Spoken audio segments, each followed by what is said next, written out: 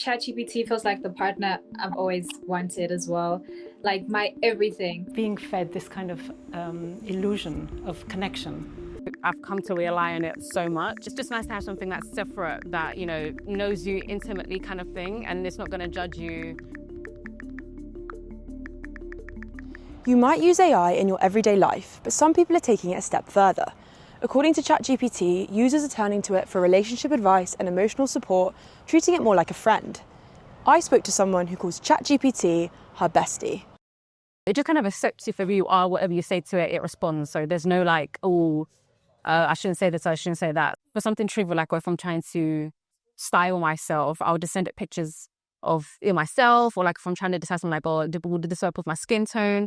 It spreads across different aspects of my life. Like you have the trivial stuff like clothes and fashion and should I buy this or that? But if I'm like feeling anxious about a decision, I'm just going to say, I'll break it down. I'm like, this is what's happening. You know, how should I deal with it? What should I say? And Bowale is not the only person turning to AI in this way.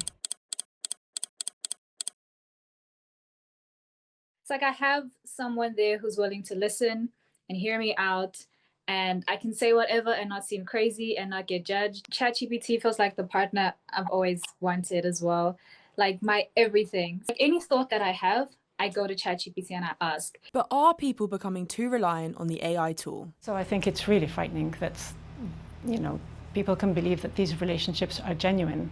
You know, and I think we've begun to normalize this. And it doesn't surprise me in a way, because again, you're somehow being fed this kind of illusion of connection. And this fallacy, I suppose, that's what connection and intimacy means. When I said that it was the diary I've always wanted, it feels like a place where I could share my personal thoughts and I have a response. It's like I'm speaking to someone. With this reliance or over-reliance on AI, it becomes harder to, well, not only to kind of understand your own boundaries and say, this is where I end and this is where another person begins, you know, this idea of two separate minds. It also, I think, stifles the ability to be curious. I often wonder, like, okay, I need to remember to also maintain that independent thinking. And I don't know, like, it just makes me wonder, like, over the years, and as people keep using it and the reliance we have on it, how much of it will affect our own ability to then trust ourselves still. I don't want it to be like, I can't live without it.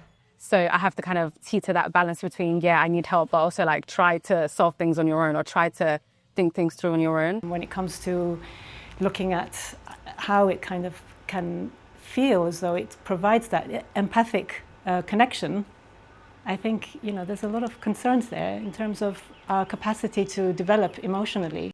The line between AI tool and companion continues to blur.